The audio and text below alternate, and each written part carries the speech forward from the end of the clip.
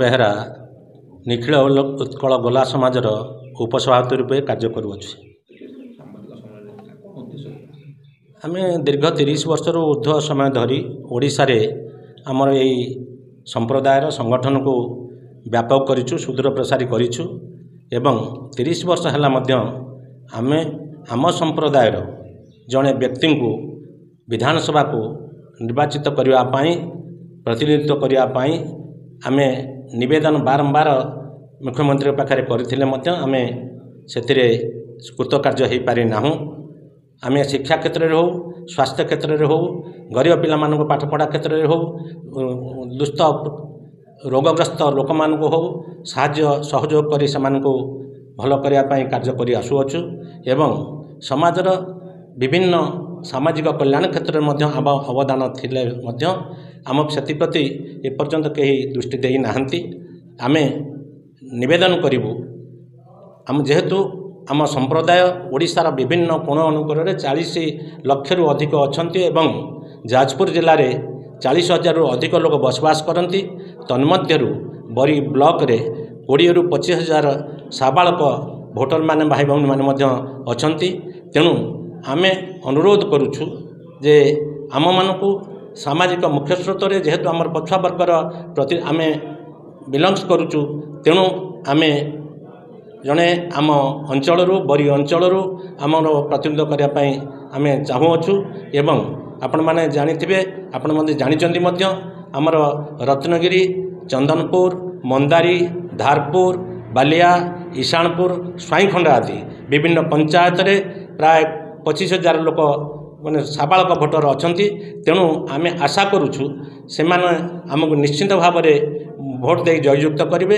ତେଣୁ ଆପଣମାନଙ୍କ ଜରିଆରେ ଆମେ ନିବେଦନ କରୁଛୁ ମୁଖ୍ୟମନ୍ତ୍ରୀ ଏବଂ 5TV ସଚିବଙ୍କ ପାଖରେ ଆମର ଏହି ବାର୍ତ୍ତା ପହଞ୍ଚିବ ଏବଂ ଯୁବ ସମାଜସେବୀ ଶ୍ରୀଯୁକ୍ତ ଅଶୋକ କୁମାର ବେହେରାଙ୍କୁ ଏହି ବିଧାୟକ ପ୍ରାର୍ଥୀ ରୂପେ ଅହମତିରେ ତାଙ୍କ ନାମ ପ୍ରସ୍ତାବ କଲେ ଆମେ ନିଶ୍ଚିତ ଭାବରେ ଉପକୃତ ହେବୁ। नमस्कार, जय जगन्नाथ। मु श्री रवींद्र कुमार महांती, अवसरप्राप्त शिक्षक एवं निखिल उत्कल गोला समाजर जिला कोषाध्यक्ष। आज सांबादिक सम्मेलन उद्देश्य केवल एतिकी जे आम जाति हूँ गोटे संगठित जाति। सारा ओडिशा रे आम जातिर लोक मान संख्या प्राय 50 लक्षर ऊर्ध्व हेबो एवं आम जाजपुर जिले में विशेषकर आम बरी निर्वाचन मंडल में आम जातिर लोक मान संख्या 25,000 ऊर्ध्व भोटर मान संख्या, छोट नाबालक मानक छाड़देले भोटर मान संख्या प्राय 25,000 ऊर्ध्व हेब। आम बरी माटी हूँ गोटे ऐतिह्यपूर्ण माटी, शृंखलित माटी, शांतिप्रिय माटी। ये माटीर दायद होती शहीद हाड़ीबंधु भूया, जहाँकर आदर्श सारा विश्व को अनुप्राणित करे एवं तांकर आदर्श आम मैंने अनुप्राणित होइछु। अतीत आम ए माटी आम बहु राजनेता पाइछु, आमर बड़ भाग्य। किंतु आगामी निर्वाचन में आम जातिर जड़े सुयोग्य सन्तान श्रीजुक्त युव समाजसेवी अशोक कुमार बेहेरा आम पाइछु आम मोहन एवं से जड़े भारी सरल निष्कपट समाजसेवी परोपकारी। अतीत दिन दुखी दरिद्र मानकर सेवारे से निजक उत्सर्गीकृत करिसेंती। तेणु से जड़े योग्य व्यक्ति को आगामी निर्वाचन में आम जाति तरफ आम नवेदन करुचु, जदि प्रार्थित्व सरकार माननीय मुख्यमंत्री महोदय जदि सुजोग दियंती ताले आम उपकृत हेबु एवं पूर्ण प्राण समर्थन करूँ। कारण अतीत आम जातिर स्वर्गत अच्युत महांती, भूपाल महापात्र, कार्तिकेश्वर पात्र, उमाराणी पात्र एम सब संसद हो पारि, किंतु आम विधानसभा को केवे आम जाति तरफ प्रतिनिधित्व कर सुजोग पाई ना।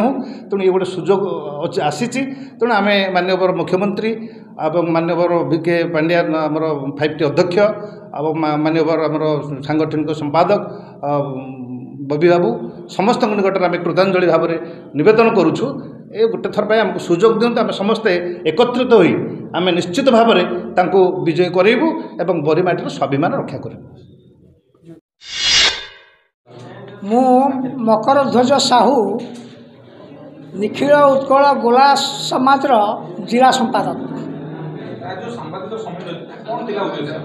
आमर उद्देश्य थिला आमे समस्ते जो अच्छु एक संप्रदाय समस्त निष्पत्ति एक समस्ते एक एवं आम संप्रदाय जन को आगामी विधानसभा प्रार्थित्व देवाई विजु जनता दल आमर नवेदन रखापी आपण मानक आम आह्वान करूँ।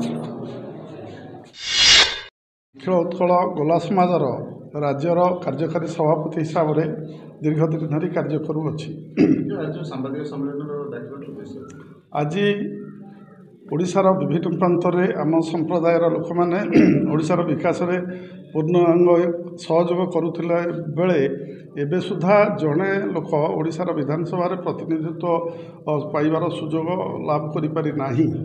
चलित वर्ष आम भितर श्रीमान अशोक कुमार बेहेरा समाजर विभिन्न लोक मानकर विभिन्न वर्ग मानकर उपकार करी गोटे स्वतंत्र परिचय सृष्टि करिछि आपण मानक गणमाध्यम रे प्रसारित होई।